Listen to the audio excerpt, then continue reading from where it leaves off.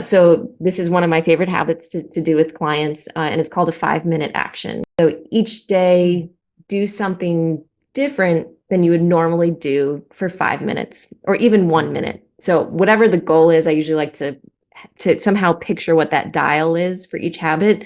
So for the 5-minute action, I have clients be like, well, it's 1, 2, 3, 4, or 5. Did you do 5 or more minutes, something different? Then you give yourself a 5, a 4, 3, 2, 1. All of that counts as improvement.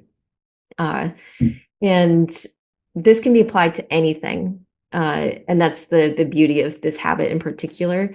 So it could be adding 5 minutes to a walk that you already do. It could be extending your meal time by 5 minutes so that you eat a little slower. You go to bed 5 minutes earlier. You lie on the floor for 5 minutes because that can be grounding for some people's nervous systems.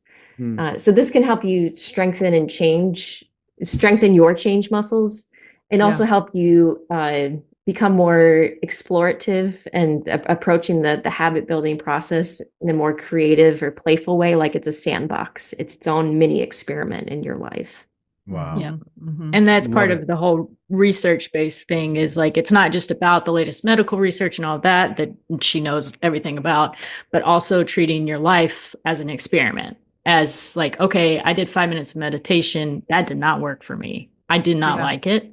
I'm going to go, ride my motor. She has a client that we don't talk about her clients, but there's one or two that I know outside of it. Sure. And they, want to go drive their motorcycle for 5 minutes, and that's how they distress. So it's also just coming to a place of, again, practicing your change muscles of like seeing how it worked for you. And, maybe you change it, maybe you don't, not going full into, I'm going to do a 100 push-up challenge and, start, I think the correlation to a muscle is so important. You can't do 100 sit-ups and have suddenly ab muscles to brag about, right?